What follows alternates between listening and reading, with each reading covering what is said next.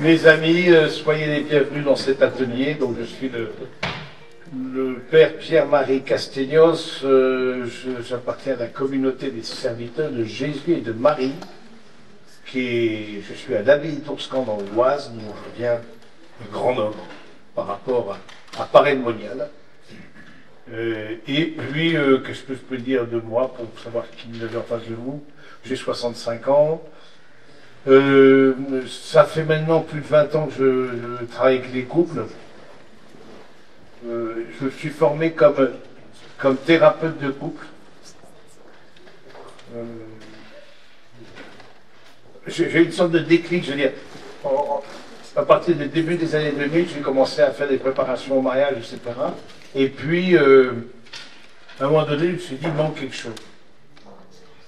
Il manque quelque chose, il manque une étape de discernement. En amont des fiançailles. Et ça, c'est quand il n'y a pas, parce que si vous voulez, dès que vous dites mariage, vous êtes dans le toboggan, les Mosers deviennent hystériques, etc. Donc voilà, c'est un peu, voilà, tout le monde s'affole, etc. Puis on est dans la logistique et compagnie. Ça, vous savez pas, je ne sais pas, parce que vous en doutez, vous l'avez vu autour de vous, chez vos frères et sœurs éventuellement.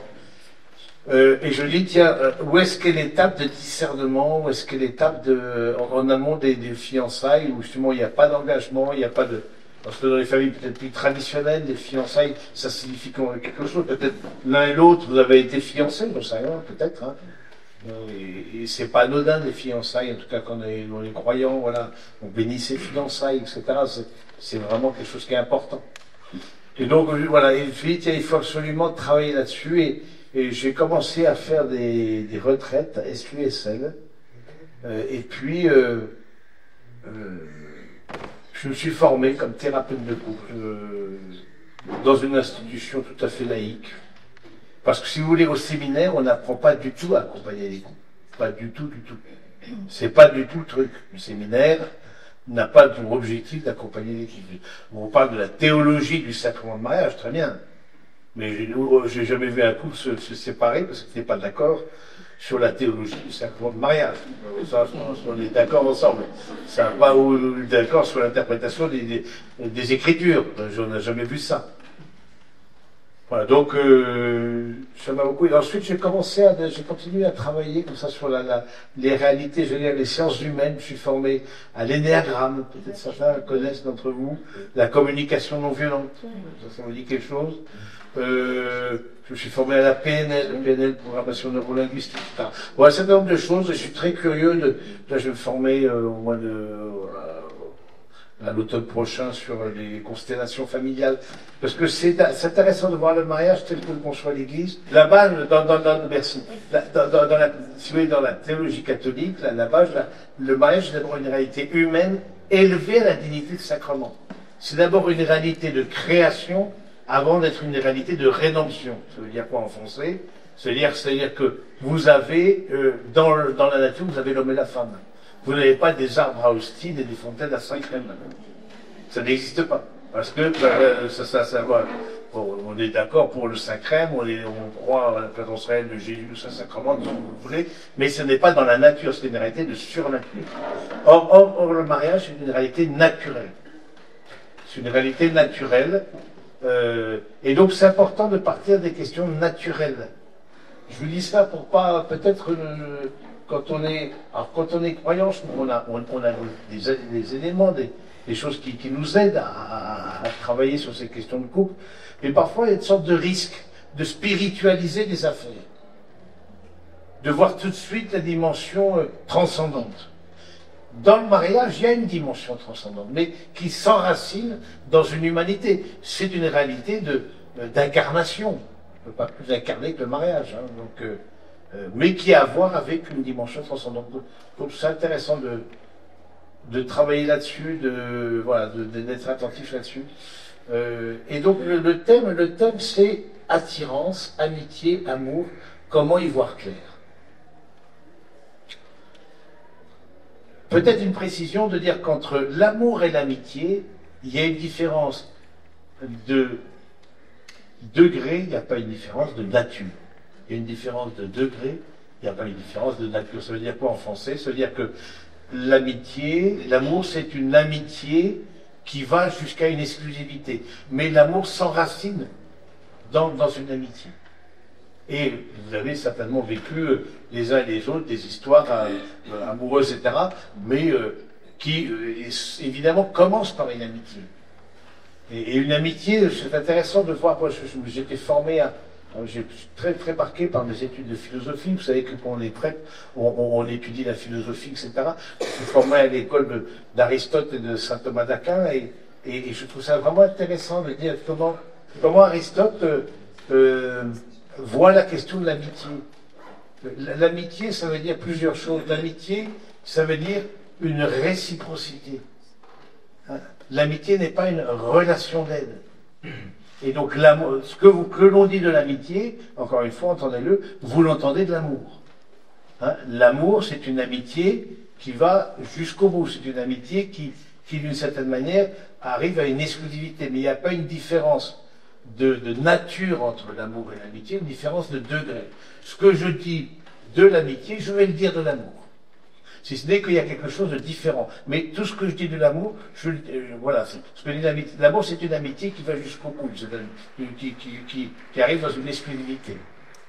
Et donc, je trouve ça intéressant d'être attentif là-dessus, de dire, tiens, qu'est-ce qu'on dit de l'amitié parce que donc il y a la réciprocité. La réciprocité, et donc c'est pas une relation d'aide. L'amitié, c'est on reçoit. Qu'est-ce qu'on reçoit et qu'est-ce qu'on donne, c'est entre donner et recevoir. Dans l'amitié, il y a une certaine égalité, dit Aristote, entre les amis. Une certaine égalité entre les hommes. Entendez, dans l'amour, il y a une forme d'égalité aussi. Alors, égalité, moi je suis assez attentif à un point qui est intéressant, c'est le point de la communion des intelligences. C'est intéressant de travailler là-dessus. La communion des intelligences, ça veut dire que je me souviens comme ça d'un cas où j'accompagnais un couple, etc. Et elle, beaucoup plus solaire que lui, beaucoup plus réactive, percutant beaucoup plus, etc. Et je commence à les préparer au mariage, compagnie. Et puis, à un moment donné, je me rends compte, vraiment, lui, il avait du mal à suivre. Alors que c'est pas un cours de théologie, je vous dis, c'est un truc de préparation au mariage, assez basique. Bon, on posait des questions, il ne comprenait pas les questions. Je lui dis, non, ça va. Et je l'interroge, je lui dis, écoute, est-ce que tu as pris conscience que ta fiancée est plus intelligente que toi? Alors elle pleure. Mais non, normal. Et elle pleure pourquoi? Parce que, évidemment, si moi, au bout de 3 rencontres, je m'étais rendu compte du gap, c'est que sa famille, qui était une famille un peu issue de la méritocratie républicaine, etc., les grandes écoles et compagnie, évidemment, s'en était rendu compte. Et alors, je l'interpelle là-dessus. Alors, une fois qu'elle s'est rassérénée, qu'elle s'est séché ses larmes, elle me dit, oui, c'est vrai, ma famille me l'a dit. Et, mais quand j'ai été en couple avec des garçons un peu au même profil que moi, grandes écoles, politiques, etc., ben, on était toujours dans une compétition. Alors là, on n'est pas dans une compétition. Là, on est d'accord, on n'est pas dans une compétition. On n'est pas dans une compétition, mais je n'ai jamais rencontré un homme aussi bienveillant. Et aujourd'hui, ils sont mari et femme, père et mère de famille. Il y a toujours le gap, mais parce que ça change par les... Mais pour moi, c'est intéressant de dire, on est séduit aussi par l'intelligence de l'autre. On est séduit par l'intelligence de l'autre. On est séduit par le fait que quelqu'un, nous me rappelle un autre cas aussi, une jeune femme, pour le coup, elle venait plus pour un discernement personnel, etc. Elle lui dit, mon copain, il ne comprend pas mon travail, je lui explique mon travail, il ne le comprend pas. C'est pas, je ne rentre pas dans la technique, je ne dis pas...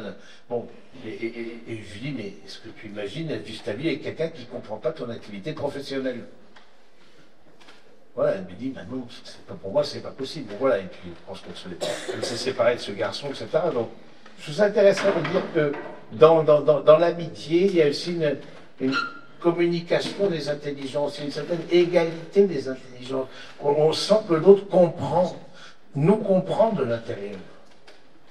Et c'est pour ça aussi qu'on a été amis. On a été amis parce qu'on a commencé à parler, à exprimer, à faire des grandes théories en parlant de la grande ours, etc. Voilà, et tu commences une parole et une phrase et je la termine et compagnie. Bon voilà, parce qu'on a pris conscience que d'une certaine manière l'autre nous comprenait de l'intérieur. C'est pour ça qu'on est amis, parce que se sont compris de l'intérieur. Et ça c'est vraiment important. C'est vraiment important, le fait de se sentir compris de l'intérieur.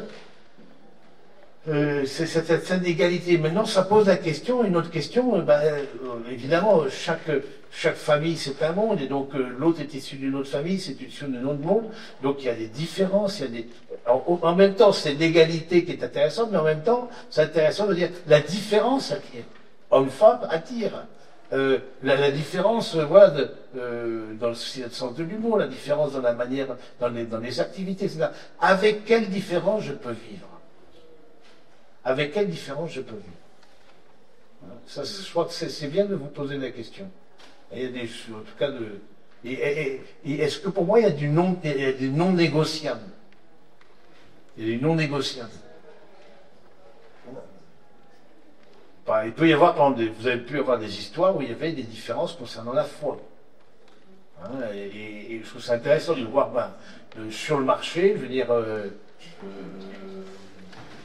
comment dire, sur le marché, on a quand même, voilà, il y a des personnes qui se présenteront à vous, surtout que on voit dans cette session avec 77% de femmes et 23% d'hommes. Mais voilà, on voit bien que donc il y a une sorte de petit gap quand même dans l'intérêt à suivre des sessions. Et c'est pas qu'ici, nous on organise en Oscar des choses pour les célibataires, c'est exactement le même ratio. Voilà, vous verrez que il y a des personnes, peut-être vous rencontrerez des personnes, mais qui ne seront pas au niveau de la foi raccord avec vous. Vous avez peut-être eu cette question-là. Vous avez peut-être cette question-là. Ah est-ce que voilà, c'est toute là on pose la question, voilà, est-ce que c'est possible?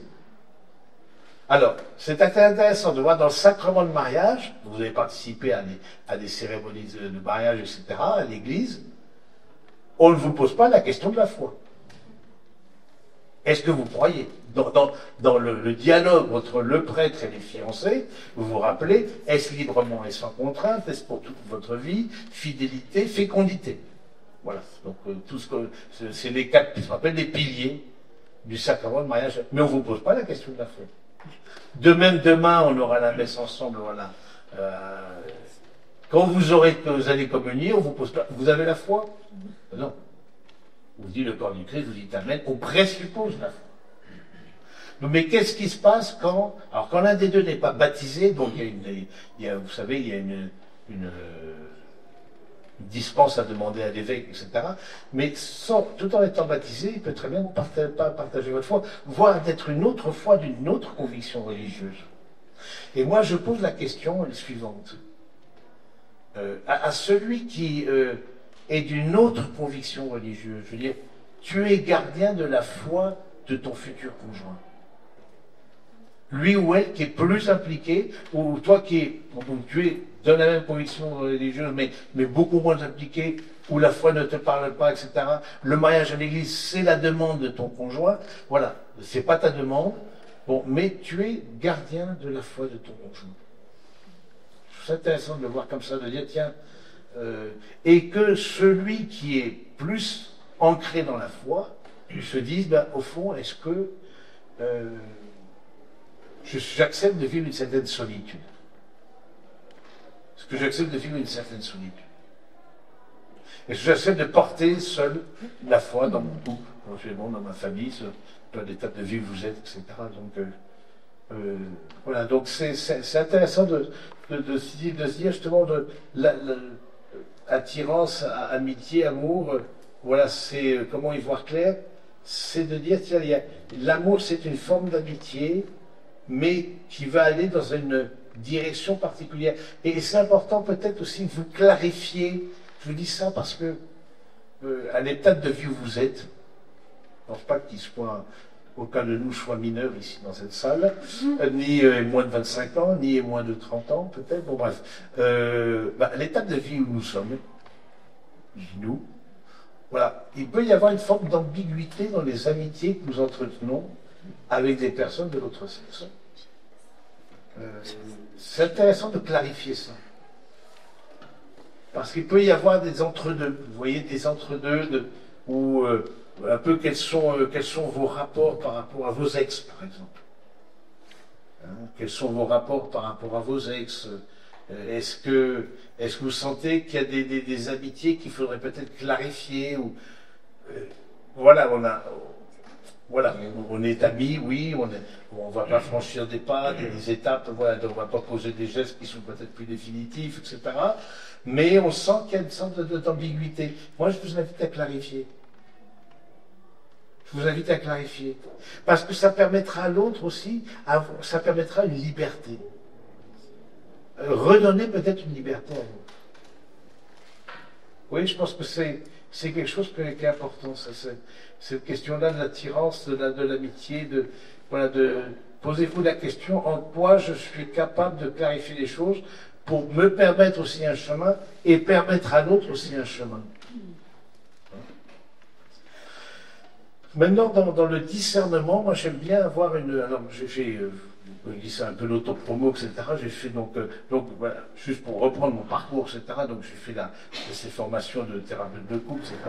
Et ensuite j'ai mis en place ces retraites de discernement SUSL qui existent dans plusieurs endroits de la France, qui sont prêchés par d'autres personnes que moi. J'ai formé d'autres personnes, des conseillères conjugales pour prêcher ces retraites. Et puis ça a donné lieu à un livre SUSL que vous ne trouverez pas à la librairie du Sanctuaire. Voilà, alléluia. Donc, mais bon, vous pourrez éventuellement vous procurer, ou si ce n'est que vous l'avez déjà, et qui vous donne un peu des pistes de réflexion sur ces questions de discernement concernant les relations amoureuses, etc. Et j'ai mis en place une sorte je vais vous livrer peut-être une boîte à outils. Une boîte à outils concernant le discernement. Moi, je distingue entre deux grands critères dans le discernement. Des critères qu'on pourrait appeler subjectifs et des critères qu'on pourrait appeler objectifs. Des critères subjectifs et des critères objectifs. Subjectif, ça veut dire quoi? Qui appartiennent au sujet qui discerne. Qui appartiennent au sujet qui discerne. Et objectifs, c'est-à-dire qu'ils peuvent être au contraire constatés par tous. Les critères subjectifs. Premièrement, la question du désir. Où est-ce que vous en êtes du désir? Où est-ce que vous en êtes de la question de vous projeter avec l'autre? Quand vous êtes dans une histoire, quand vous êtes dans une amitié, quand vous êtes où est-ce que vous en êtes de la question de vous projeter avec l'autre? Hein, du désir. Est-ce que Dieu appelle en nous faisant naître de beaux désirs en nous pour nous engager dans telle ou telle voie? Sachons écouter notre cœur, ce qui est source de bonheur, ce qui nous rend profondément heureux. Laissons-nous enthousiasmer par le beau, le vrai, le bien. N'éteignons pas l'esprit. C'est intéressant, la question du désir. Hein, quand vous êtes dans une relation avec une autre personne, voilà, est-ce que vous désirez, ou est-ce que le fait de vous projeter est au rendez-vous? Ensuite, un autre point qui est intéressant, c'est arriver à une certitude intérieure. On ne prend pas des décisions dans le brouillard absolu. Hein. Il faut que notre intelligence ait une lumière suffisante pour agir. Une certitude intérieure. Alors, pourquoi c'est important la certitude? Une conviction, si vous voulez, que c'est la bonne personne. Que c'est la bonne personne. Pourquoi c'est important? Parce que ça permet de traverser des crises. Je ne peux pas dire, une fois que je suis engagé dans cette voie-là, je ne peux pas dire, c'est pas lui, c'est pas elle. Non, j'ai eu cette conviction intérieure que c'était la bonne personne. La certitude intérieure, je trouve que c'est important. Saint Ignace de Loyola nous dit qu'il faut avoir une certaine patience dans le discernement. Ce n'est pas si on n'a pas de lumière pour aller à droite ou à gauche, on reste là en attendant que Dieu veuille bien manifester sa volonté. Voilà, c'est une certaine patience dans le discernement. C'est intéressant ça aussi de dire, voilà, parfois il peut y avoir une forme d'impatience. Il y en a un qui se projette plus vite que l'autre. Vous avez connu ça certainement. Hein, il y en a un qui s'est pour lui, il s'y voit déjà, etc., au pied de l'autel, etc. Et l'autre, non. Donc, en termes d'attachement, voilà, où est-ce que vous en êtes dans l'attachement réciproque? Est-ce qu'il y en a un qui se projette plus vite, l'autre ne se projette pas, ou pas pas la même vitesse? La question de la rectitude d'intention, c'est important, c'est la rectitude d'intention. C'est-à-dire pas, si à un moment donné le panneau end s'affiche, vous arrêtez la relation. Si le panneau end s'affiche, vous arrêtez la relation. Ça veut dire quoi? Ça veut dire que si à un moment donné vous direz ça n'ira pas plus loin. C'est clair, ça n'ira pas plus loin. Intérieurement, et votre voix vous dit, bon, ce sera jamais le père ou la mère de mes enfants, jamais. Nous, et c'est là où c'est différent quand on est disciple de Jésus, parce qu'il y a quelque chose de différent par rapport à d'autres. Eh bien, quand on est disciple de Jésus, eh bien, du coup, on ne joue pas avec l'autre, on n'est pas avec l'autre uniquement parce que c'est sympa d'arriver à deux dans un dîner ou on se tient en l'hiver. Vous voyez, donc, non, on rentre dans une réalité, une logique de don. Si je vois que je ne pourrais pas me donner à l'autre et que l'autre ne convient pas, il y a une rectitude d'intention, c'est de mettre fin. Mettre fin à la relation. Et moi, un conseil par rapport à ça, par rapport à mettre fin à la relation, c'est une radicalité, je sais pas une radicalité, mais soyez clair. Alors, je me disais, qu'il y ait une parole dite. Moi, je ne crois pas aux pauses.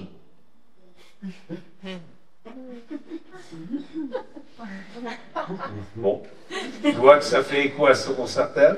Je ne crois pas aux pauses. Voilà, je crois, voilà, si vous pensez à un moment donné, ça ne va pas aller plus loin, vous le dites. Même si c'est douloureux, même si vous avez vécu une certaine intimité, etc. Bon, mais vous dites non, ce serait me mentir à moi-même, me mentir à moi, me mentir au Seigneur, que de dire vous continuez ensemble.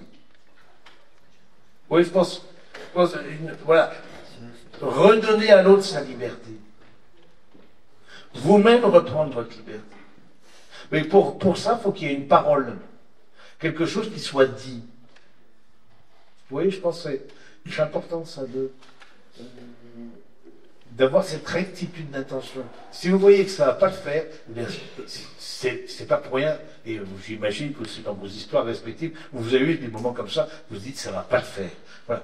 Du coup, rectitude d'intention, stop. Vous redonnez à l'autre sa liberté, vous êtes clair hein, dans la rupture. Voilà. En remerciant pour l'autre, mais en disant voilà, chacun reprend sa liberté. Et moi, pour X raisons, voilà, donc, sans vous justifier, mais je ne vois pas qu'on puisse aller plus loin. Donc, rectitude d'intention, donc ça c'est important. Important comme critère subjectif, je vous l'ai dit, donc une confiance, un abandon, d'une certaine manière, une attitude de disponibilité intérieure. Voilà, c'est à la fois ce qui n'est pas facile, on dissèque un peu, et en même temps, il y a une confiance, une humilité de fond, voilà, on ne sait pas de quoi l'avenir sera fait.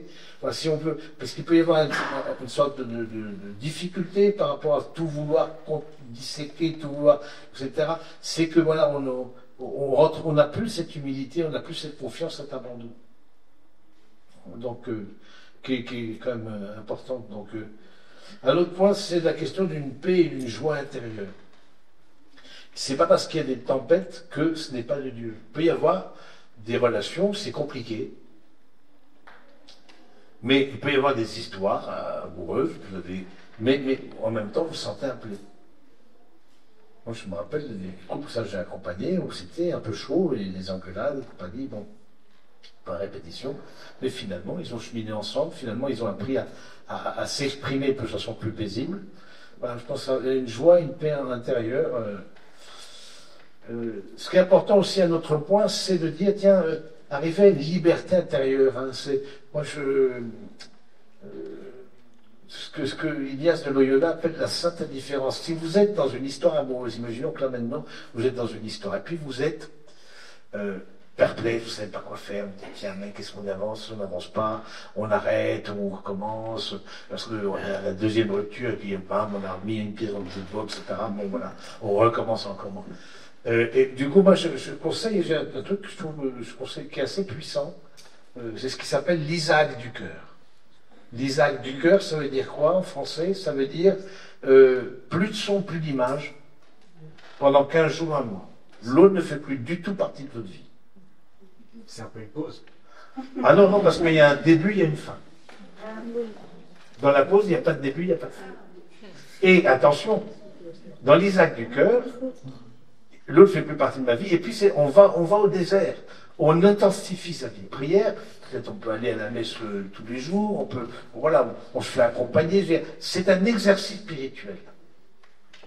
L'Isaac du cœur, c'est un exercice spirituel. Vous remettez au Seigneur cette relation. On met les deux dans une phrase. Ah, les deux. Alors, les deux, c'est peut-être une décision de l'un ou de l'autre, mais en tout cas, les deux, vous dites, ben voilà, plus de son, plus d'image pendant un mois, voilà, on commence à telle date, on termine à telle date. Vous voyez donc c'est intéressant de dire, tiens, au fond, et puis on se revoit, on se fait accompagner. Vous voyez, c'est vraiment, on va au désert, c'est un exercice spirituel. On va au désert, on intensifie notre vie spirituelle, notre vie de prière, peut-être notre vie sacramentelle, on peut peut-être réduire notre vie sociale, hein, voilà, on peut réduire des sorties, etc. Voilà, se recentrer sur des valeurs, voilà, plus amicales, du premier cercle, etc. Voilà, donc, et puis au bout d'un mois, donc pendant tout ce mois-là, dans la prière, vous redonnez au Seigneur la relation. Et lui ou elle le fait aussi. L'autre le fait lui aussi. Donc c'est intéressant de dire, tiens, et au bout d'un mois, vous voyez qu'est-ce qui se passe. Est-ce que cette relation vous est redonnée, ou est-ce que cette relation ne vous est pas redonnée? Est-ce que vous arrivez à... En fait, oui, finalement, oui, on pense qu'on va se mettre ensemble, etc. Et il faut être deux. C'est le problème du mariage, c'est le seul sacrement qu'on reçoit à deux. C'est le principe du mariage. Mais c'est aussi sa complexité. Donc voilà, donc c'est intéressant de dire le Isaac du cœur. Autant l'épouse, j'y crois pas, autant moi je trouve d'avoir cet exercice spirituel. Et si vous êtes en vie commune, imaginons que vous ayez été en vie commune, vous vous déscotchez, vous allez chez un pote, une pote, etc. Vous retournez voir. Vous trouvez une manière de plus être en vie commune, par exemple, voilà, pour pouvoir discerner. Hein, donc c'est intéressant par rapport à ça. Donc, un autre point qui était des critères subjectifs, une certaine facilité à pratiquer ce à quoi Dieu nous appelle. Il y a une certaine simplicité. Si dans une relation affective, il faut s'arracher chaque geste, prendre des gants à tout moment, marcher sur des œufs, nier une partie de notre personnalité pour ne pas perdre l'autre, alors dans la durée, ça risque de ne pas continuer. Oui, il y a une certaine simplicité, une certaine facilité. Je trouve que c'est un critère, pour vous c'est intuitif, c'est simple. Un autre point, c'est ce que dit aussi Conseil d'Ignace de Loyola, ne pas remettre en cause au moment de la tempête ce qu'on a discerné en pleine lumière. Moi, ça m'a été, dans ma vie religieuse, un point très important, ce conseil-là. Vous avez discerné en pleine lumière, il y a une clarté qui est venue. Et puis vient la tempête. Vient la tempête, le doute, etc. etc. Eh bien, Ignace, il dit, ne pas remettre dans la tempête ce qu'on a discerné en pleine lumière.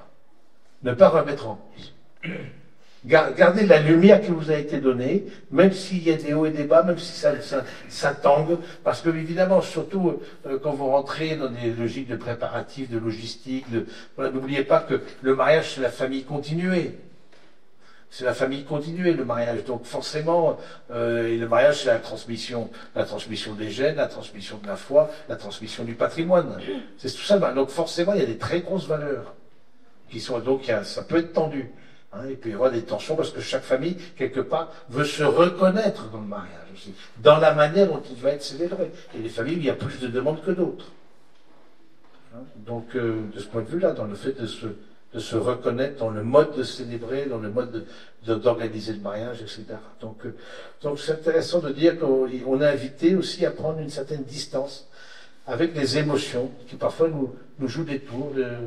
pense que c'est important de se rappeler ça. Donc, se connaître soi-même, me dire, voilà, oui, je sens que j'ai émotionnellement, je sens que ça bouge, je sens que c'est des hauts et des bas, mais bon, en fait, c'est dû à peut-être ma personnalité, c'est dû à ma sensibilité. Voilà. Vous n'échapperez pas, mes amis, quel que soit votre chemin de vie, à un travail sur vous-même. Vous n'y échapperez pas. Et tant mieux.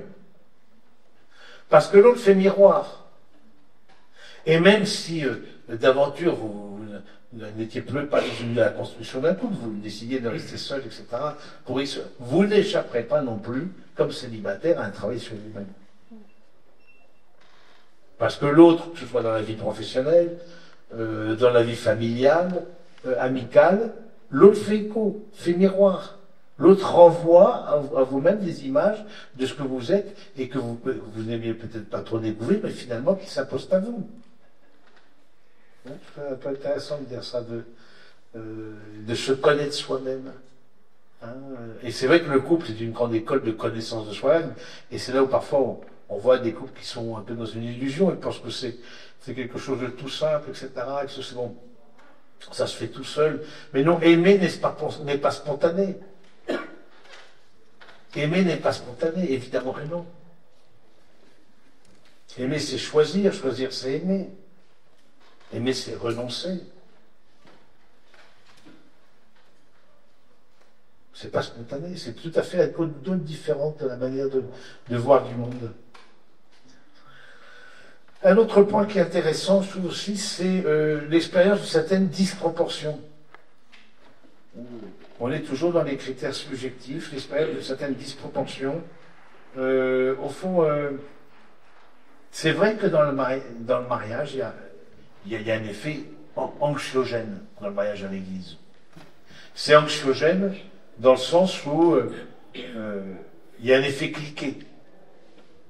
Il y a un effet cliqué, ça veut dire quoi? Ça veut dire il n'y a jamais plus. Je veux dire, contrairement au mariage civil, on peut éventuellement arrêter puis reprendre, voilà, se divorcer puis se remarier. Dans le mariage à l'église, c'est pas le cas. Il y a un effet cliqué.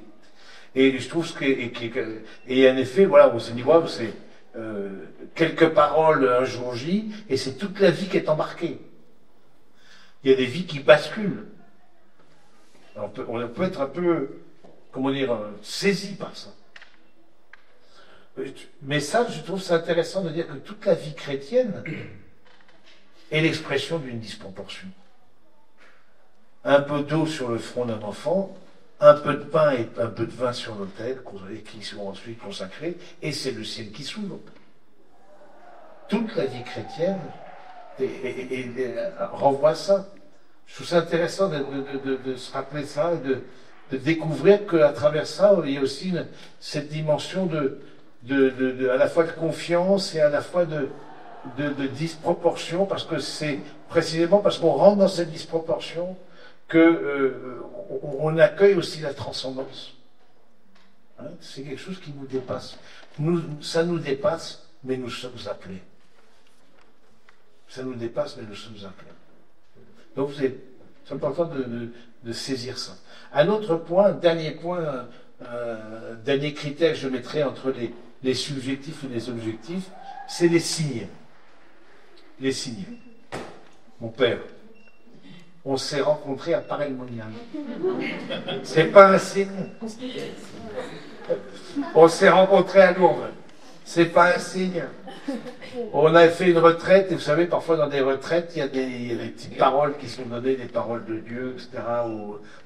Même paroles de Dieu, mon père. C'est pas un signe. Oui, ah, bon, peut-être, ça rien. C'est intéressant, mais les signes, parce que parfois on veut voir des signes là où ça nous arrange. Donc, c'est intéressant de poser-vous la question, oui, il peut y avoir des signes, mais pour que ce soit des signes, c'est important que ce soit validé par des aînés dans la foi. Pour pas que ce soit juste le fruit de notre imagination. Oui, je pense que c'est important que ce soit validé par des aînés dans la foi. Je crois aussi, mais je crois que Dieu agit dans l'histoire. Bien sûr que oui. L'histoire avec un grand H, dans nos histoires avec un petit H, nos petites histoires, aussi Dieu agit. Je crois que c'est important, Dieu agit là-dedans, et parce qu'il agit là-dedans, voilà, il se manifeste, etc. Mais je pense que les signes, c'est important qu'ils soient validés. Qu'il y ait quelqu'un qui puisse nous dire, ben, c'est pas juste le... Oui, et puis, ce n'est pas un signe qui va emporter la... C'est pas parce qu'il y a un signe qu'il n'y a pas de discernement. Oui, je pense que il y a un signe, mais le signe s'inscrit dans un discernement. Il ne remplace pas le discernement. Hein, je crois que c'est quelque chose qui est important. Donc on a vu, c'est des critères subjectifs. Ensuite, les critères objectifs. Objectifs qui peuvent être constatés par d'autres. Hein, si le désir, le fait de se projeter avec lui, avec l'autre, est un désir, est un critère subjectif, la durée du désir est quelque chose qui revient dans le temps, qui persiste. Eh bien, cela peut venir de Dieu. En tout cas, c'est important qu'on puisse se poser la question. Et puis, la présence de l'Église. Alors, la présence de l'Église, je vous ai mis ça avec un peu un bémol, parce que vous savez que dans le mariage, autant dans les ordinations sacerdotales et les vœux religieux qui engagent l'Église publiquement, il y a une présence de l'Église, une validation. Hein, mais autant dans le mariage, c'est pas le cas. C'est pas le cas parce que, de certaine manière, dans le mariage, d'abord, vous le savez, c'est les fiancés qui sont les ministres du sacrement, qui s'administrent le sacrement. Et le diacre ou le prêtre est témoin des fiancés, est témoin du mariage, il est témoin au nom de l'Église. Mais on dit de façon abusive, tel père, tel diacre nous a mariés, mais c'est de façon abusive. Donc c'est important de dire la présence de l'Église. En revanche, c'est important le fait de demander conseil, d'avoir un temps d'accompagnement, peut-être, ça peut vous soutenir.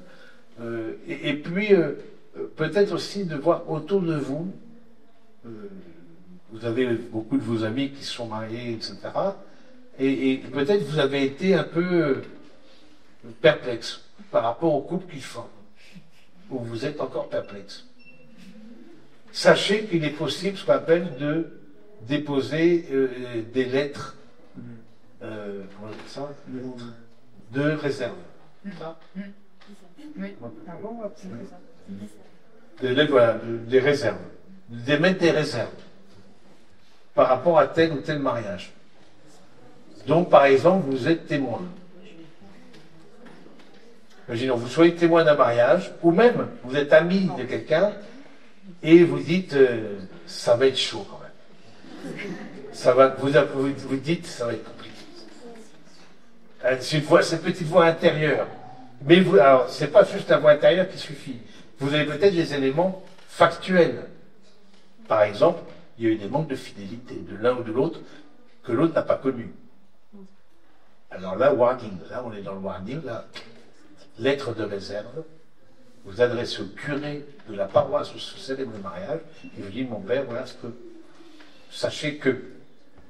Parce qu'en fait, un prêtre ne peut pas s'opposer à un mariage, s'il a lieu sur sa paroisse, etc., ne peut pas s'y opposer, à moins qu'il y ait des choses qui soient contre les fondamentaux du mariage. Et vous les connaissez, hein, je les redis encore une fois, les fondamentaux du mariage, hein, c'est la liberté, c'est l'indissolubilité, c'est-à-dire c'est pour toujours, c'est la fécondité, bon, ce n'est pas un peu l'âge des fiancés, et la fidélité. Mais s'il y a un qui dit, je pense à des cas particuliers où j'ai dû interrompre des préparations au mariage. Je pense à un cas où une jeune femme qui pouvait avoir des enfants dit « je ne veux pas d'enfants ». Ça, vous ne pouvez pas continuer d'avancer. Mais elle ne le dit pas forcément dans la préparation au mariage, d'autant plus que les préparations au mariage, c'est souvent en groupe dans les paroisses. Donc tu ne vas pas dire ça. Mais elle vous a dit ça. Voilà, je pense que ça, c'est important d'être au clair là-dessus, une lettre de réserve, et d'en parler au prêtre, de dire voilà, j'étais témoin de ça, je veux simplement dire. Donc la question du conseil, de consulter, etc. Un autre point qui est intéressant, c'est avoir les aptitudes requises. Vous savez que dans une organisation sacerdotale ou diaconale, l'évêque pose la question, a-t-il les aptitudes requises? A-t-il les aptitudes? Alors de quoi, pour le sacerdoce par exemple, a-t-il les aptitudes à vivre paisiblement le célibat, par exemple? A-t-il les aptitudes à s'occuper du peuple de Dieu, etc. Et je me suis dit, quelles sont les aptitudes dans le mariage? Voilà, a-t-il l'aptitude à vivre paisiblement la fidélité? Ça me paraît quelque chose d'important. A-t-il l'aptitude à la vie commune? Et ça ouvre un champ qui est complexe. Je n'ai pas de réponse toute faite. Enfin, je ne pense pas qu'il en existe, mais tout ce qui est les maladies psychiatriques. J'ai eu accompagné des couples où il y avait des pathologies avérées. Pas juste que l'autre a mauvais caractère. Non, il y a des pathologies avérées.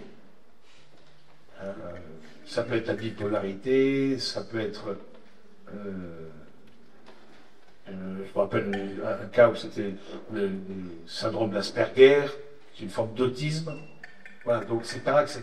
Donc je me dis, ça demande quand même un discernement. En tout cas, déjà, la vie commune entre gens qui sont...